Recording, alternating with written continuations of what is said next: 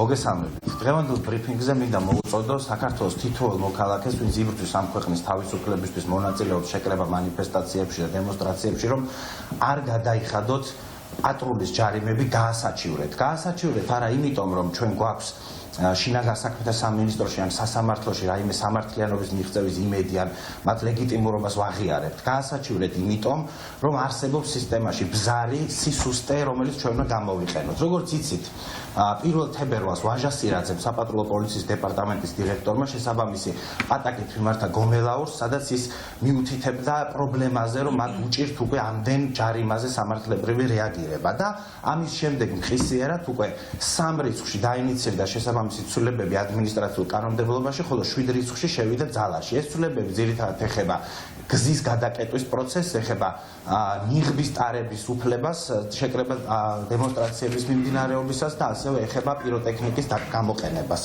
არ გადაიხადოთ ეს პატრულის ჯარიმები, გაასაჩივრეთ ეს ჯარიმები, იმიტომ რომ ერთი გადახდა ეს გასაჩივრება აჩერებს გადახდის პროცესს, ანუ თქვენ არ მოგიწევთ გასაჩივრების პერიოდში ჯარიმის გადახდა, რომელიც არის უკანონო. მეორე, ჩვენ ვაპირებთ, რომ დავტვირთოთ სისტემა მაქსიმალურად. ეს პატაკი და ზოგადად მათი ეს ცვლილებები ადმინისტრაციულ კანონმდებლობაში მიუთითებს, რომ ადამიანების შესაშინებლად მოფიქრებული ჯარიმები გახდა პრობლემა თავად რეპრესიული სისტემისთვის. ამიტომ ჩვენ უნდა დავტვირთოთ მაქსიმალურად რეპრესიული რეჟიმი, ჩვენ უნდა დავტვირთოთ შინაგან საქმეთა სამინისტრო, ჩვენ უნდა დავტვირთოთ სასამართლო. შეგახსენებთ, რომ სულ არის 6 მოსამართლე, რომელიც განიხილავს ამ უკანონო ჯარიმებს. ჩვენ უნდა რაც შეიძლება მეტი საჩივარი შევიტანოთ, ჩვენ უნდა მაქსიმალურად გამოვიყენოთ ეს ბზარი, რომელიც შეიქმნა რეპრესიულ სისტემაში. გასაჩივრებით თქვენ ასევე დაიცავთ სხვა ადამიანებს, იმიტომ რომ რაც უფრო ნაკლები დრო, რაც უფრო ნაკლები რესურსი ექნება რეპრესიულ სისტემას, რომ განიხილოს ჩვენი ჯარიმები, მით ნაკლები დრო და რესურსი დარჩება სხვა ადამიანების დასაჯარიმებლად, ამიტომ ეს გასაჩივრების პროცესი ასევე გახდება სხვა ადამიანების დაცვის მექანიზმი.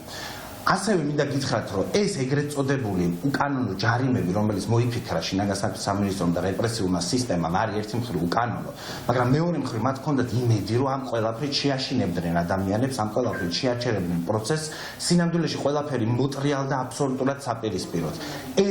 ეს ჯარიმები გახდა პრობლემა მათთვის, ისინი ვერ ერევიან ამ რაოდენობით სამართალწარმოებას, ამიტომ კიდე ერთხელ ყველას მოგიწოდებთ, რომ ქუჩის გადაკეტვასთან დაკავშირებით, ასევე სხვა ნებისმიერი უკანონო ადმინისტრაციული ჯარიმა არ გადაიხადოთ მხისიერად, გაასაჩივრეთ, რითიც დაეხმარებით სხვებს და რითიც გავზდით ამ ბზარს, რომელიც არის რეპრესიულ სისტემაში.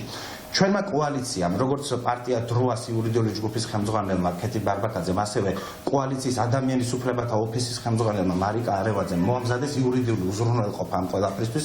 ჩვენ დაგეხმარებით შესაბამისი იურიდიული დოკუმენტაციით, ეხლა მარიკას ვთხოვ, რომ გაგვაცნოს ეს იურიდიული ნაწილი ამ ყველაფრის. მოგესალმებით. პირველ რიგში აღსანიშნავია, რომ სისტემას უჭირს და სისტემა გაჭედილია და ამაზე უთითებს თუნდაც ის ადმინისტრაციულ სამართალდარღვევათა კოდექსში ცვლილებები, რომლის შესაბამისათაც ეგრეთ წოდებულ შინაგან საქმეთა სამინისტროს მიენიჭა უფლება, რომ ადგილზე სასამართლოს გარეშე მოახდინოს ხალხის დაჯარიმება. ამ კანონის გამოყენებით ნაცვლად იმისა, რომ სასამართლო განიტვირთოს, ჩვენ შეგვიძლია კიდევ უფრო მოქალაქეებს შეუძლიათ კიდევ უფრო მეტად გაჭედონ სისტემა და როგორ არის ეს შესაძლებელი. ადამიანის უფლებათა ოფისი, კოალიცია ცვლილების ადამიანის უფლებათა ოფისი მთელი ამ პროცესის განმავლობაში მუდმივად არის ჩართული.